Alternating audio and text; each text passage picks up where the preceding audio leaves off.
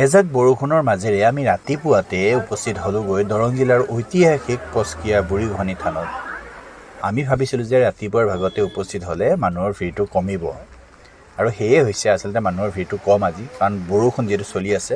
যদি বৰষুণ নাথাকিলে হয়, আমি আগতেও এই অনুষ্ঠানটোত আহি পাইছোঁ, যদি বৰষুণ নাথাকিলে হয় ইয়াত সোমাব নোৱাৰা অৱস্থা হ'লে শাৰী পাতি এনেকৈ সোমাব লগা হয়। আমি যিকেইবাৰ ইয়ালৈকে আহিছোঁ 8 তাৰিখ অৰ্থাৎ বহাগৰ 8 তাৰিখে যিকেইদিন আমি এই অনুষ্ঠানলৈকে আহিছোঁ, সদায় ভিৰ পাইছোঁ আৰু শাৰী পাতি বহুত সময় ৰখি আমি চাকি বন্তি জ্বলাব লগা হয়।